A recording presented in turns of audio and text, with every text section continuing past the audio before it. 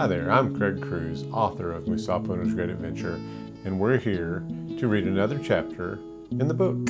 So today we're on chapter 12. It's entitled Bright Lights, Big City. It starts out with an author's note. That's me. Author's note. At this point in the story, I hope you're reading this right after finishing chapter 11 and didn't wait to start chapter 12, for I fear that it leaves the reader in a rather sad state as the four friends stand over the poor opossum on the side of the road.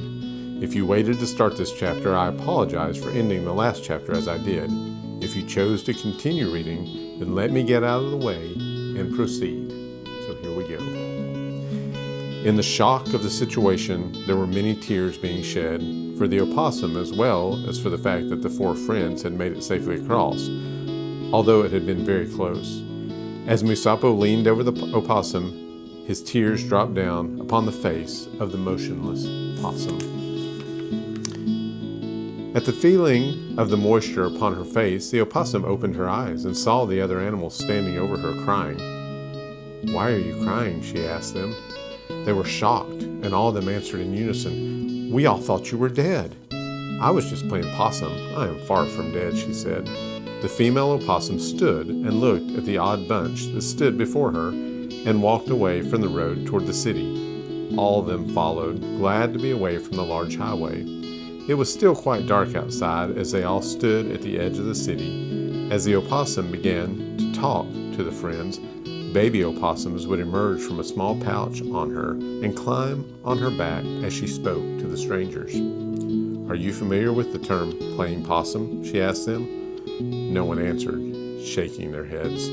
They were enjoying watching the young opossums crawl on her back and then hide again from their view into their safe pouch. "If you have not learned this technique," she continued, looking at MUSSOPO, "you must learn it, because it could save your life someday, especially if a wild animal decides to make a meal out of you," she said carefully, looking at the direction of Moki. She explained how that sometimes she cannot control when she plays possum. "Sometimes it just happens. If I get really scared, like when the big truck was heading straight for me, I just fall over," she said. She went on to explain that if a large animal decides that he wants to eat you, that you can fall over and act dead, and that her body can even produce an odor that is less than appetizing for a wild dog or another predator. She explained how that action had recently saved her and her young ones from a whole pack of dogs as they sniffed her rigid body and moved on. "Can I play possum?" Star asked the large possum. "No, dear," the opossum responded and continued. "This is a characteristic that is unique to the opossum." "How many babies do you have?" MUSSOPO asked her. She stopped as if to count in her head and promptly answered that she had 9 young opossums in her pouch. After a little more talk, she decided to part ways and wish the others well on their journey. As she walked west, the 4 unlikely friends turned east, facing the bright lights of the big city. As they entered the city, although it was a smaller city than most, they were amazed at some of the tall buildings.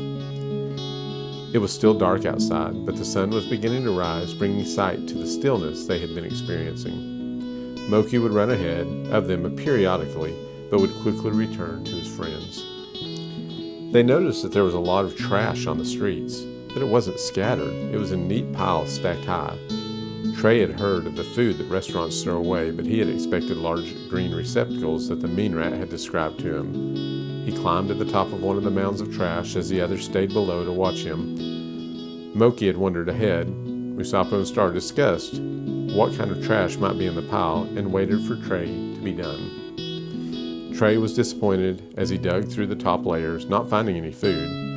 MUSSOPO heard the sound of a large truck coming and immediately stepped back into the alleyway to avoid being seen by anyone. Star was right behind him.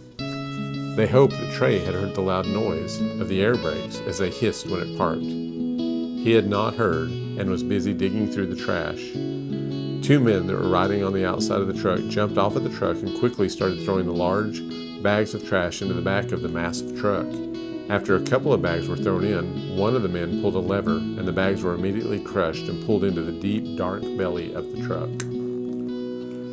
MUSSOPO became fearful that they would lose their new friend to the monster of a truck.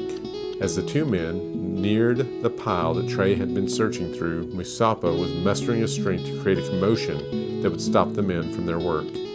Just as he started to run into danger, he heard barking and looked up to see Moki barking at the two men. As he barked, they stopped their work. Trey heard the commotion and suddenly appeared at the top of the trash heap he had been in. One of the workers saw the rat and jumped back toward the truck. The worker grabbed the handle of a long broom and began to swing it at the rat, causing Moki to bark louder. Before Moki realized what was happening, the large broom came down hard on his back. Moki was familiar with the pain and yelped, running into the alleyway. The men turned their attention back toward the rat, but Trey had darted away when the men had turned toward Moki. He was now safe with his friends in the alley, but had already learned a quick lesson on how dangerous the city could be. Once again, Trey was thankful that he had friends that cared for him. The old dog that had not trusted Trey took a beating to protect him. He was thankful and began to doubt whether he should part ways from his new friends or not. He knew that if he could find the place where restaurants dumped their leftovers, that he would be happy and make a life of his own. He knew that it would be a dream come true and that he would live out the rest of his rat days happy and content. The four decided to move on before the town got busy with people.